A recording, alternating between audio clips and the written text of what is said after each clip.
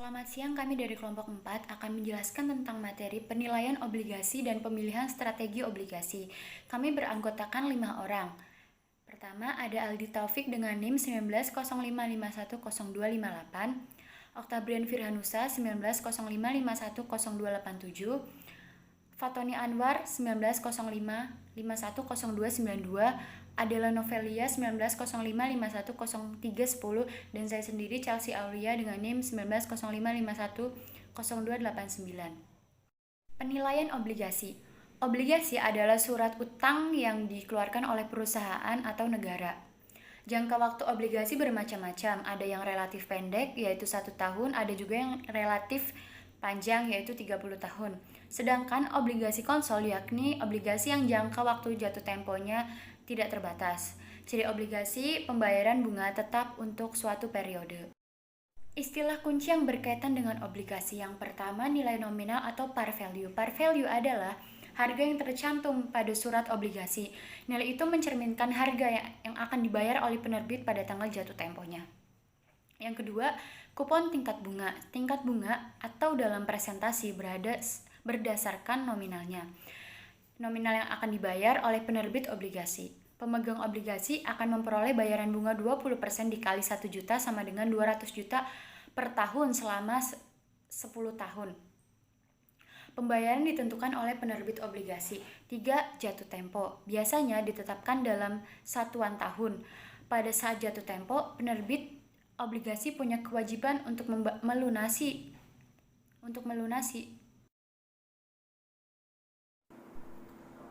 Penilaian obligasi berdasarkan aliran kas. Nilai suatu obligasi bisa dihitung sebagai present value dari aliran kas yang akan diterima di masa mendatang oleh pemegang obligasi.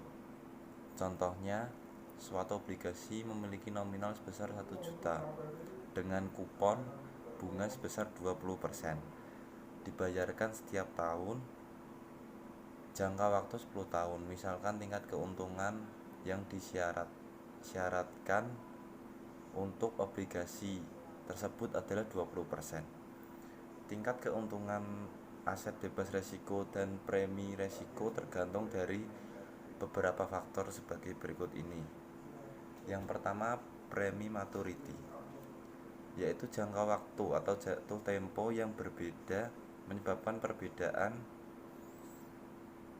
tingkat keuntungan yang disyaratkan. Semakin tinggi jatuh tempo, akan semakin tinggi tingkat keuntungan yang disyaratkan. Kemudian yang kedua ada premi kebangkrutan. Perusahaan yang mempunyai risiko kebangkrutan yang lebih tinggi akan meningkatkan tingkat keuntungan yang disyaratkan. Contoh, misal perusahaan menerbitkan obligasi. Setelah menerbitkan obligasi, perusahaan melakukan pinjaman lagi dengan jumlah yang sangat besar, sehingga menaikkan tingkat utangnya. Semakin tinggi utang, akan semakin tinggi kemungkinan kebangkrutannya, sehingga tingkat keuntungan yang disyaratkan akan meningkat. Kemudian yang ketiga ada premi likuiditas. Semakin liquid suatu aset, semakin rendah tingkat keuntungan yang disyaratkan. Misalnya setelah menerbitkan obligasi, tiba-tiba terjadi krisis moneter yang akan mengakibatkan kesulitan likuiditas. Dalam situasi ini, tingkat keuntungan yang disyaratkan akan meningkat. Setelah itu yang terakhir, yang keempat, premi inflasi. Secara umum, jika inflasi meningkatkan maka tingkat bunga nominal juga akan meningkat, termasuk tingkat bunga investasi beban risiko. Tingkat bunga nominal biasa dituliskan sebagai berikut.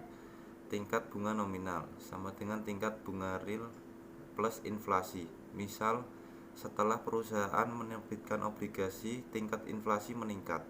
Dengan demikian, tingkat bunga bebas risiko juga meningkat dan mengakibatkan kenaikan tingkat keuntungan yang disyaratkan untuk obligasi tersebut.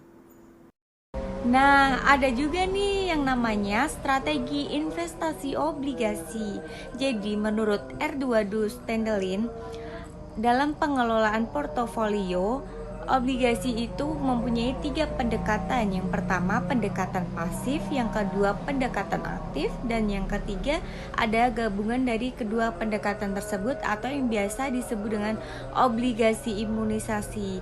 Jadi pemilihan strategi itu dipilih sesuai dengan kemampuan investor masing-masing. Nah, jadi aku bakal jelasin apa itu strategi pengelolaan pasif. Jadi menurut Edward Stangelin, strategi ini didasari dengan asumsi bahwa harga obligasi sudah ditentukan secara fair. Jadi strategi pasif menggunakan informasi-informasi yang ada sekarang. Jadi menggunakan informasi yang terbaru, bukan informasi yang dulu atau informasi yang estimasi begitu. Selanjutnya, strategi pendekatan pasif. 1. Beli dan simpan. Investor yang mengikuti strategi beli dan simpan berarti ia berniat untuk tidak aktif melakukan perdagangan. Investor tersebut secara hati-hati memilih obligasi yang akan dibentuk dalam portofolionya dan investor tidak berusaha memperdagangkan obligasi tersebut untuk mendapatkan return yang lebih tinggi. Yang kedua, mengikuti indeks pasar. Investor tidak akan mampu memperoleh keuntungan abnormal karena harga obligasi sudah mencerminkan semua informasi yang ada. Kondisi tersebut menyebabkan tidak ada satupun investor mampu mendapatkan return yang lebih besar dari return pasar, sehingga investor akan membentuk portofolio yang sesuai dengan kinerja pasar. Yang kedua, strategi imunisasi. Menurut Edward Stangelin, strategi imunisasi adalah strategi yang berusaha untuk melindungi portofolio terhadap risiko tingkat bunga dengan cara saling meniadakan pengaruh dua komponen risiko tingkat bunga, yaitu risiko harga dan risiko reinvestasi. Risiko harga merupakan risiko yang berasal dari hubungan yang terbalik antara harga obligasi dengan tingkat bunga. Artinya, semakin rendah tingkat bunga, maka harga obligasi akan semakin tinggi. Sedangkan risiko reinvestasi merupakan risiko yang berasal dari ketidakpastian mengenal tingkat investasi terhadap kupon yang akan diterima di masa yang akan datang. Masalah dengan imunisasi. Yang pertama, risiko default dan call, yaitu imunisasi didasarkan pada asumsi bahwa obligasi tidak akan default dan di-call sebelum jatuh tempo. Jadi, obligasi diasumsikan bebas risiko call dan default. Konsekuensinya, jika obligasi portofolio menjadi default atau di-call, portofolio tidak akan kebal. 2. Pergeseran tidak paralel berganda di kurva yield yang tidak horizontal, yaitu imunisasi atau dan durasi. Jika juga didasarkan pada asumsi bahwa kurva yield horizontal dan tiap pergeserannya adalah paralel dan akan terjadi sebelum pembayaran diterima dari obligasi yang dibeli. Yang ketiga, penyeimbangan ulang.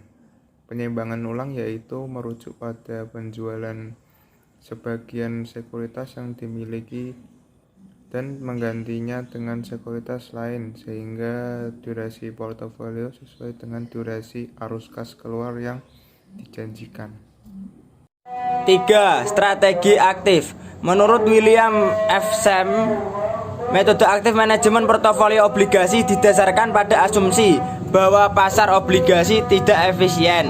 Oleh karena itu, memberi investor peluang untuk memperoleh return di atas rata-rata.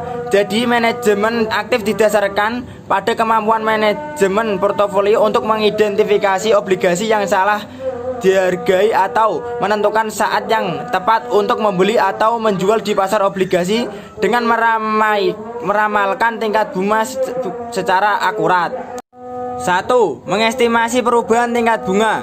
Perubahan tingkat bunga akan mempengaruhi harga obligasi dengan arah terbalik. Artinya, jika tingkat bunga mengalami kenaikan, maka harga obligasi akan mengalami penurunan.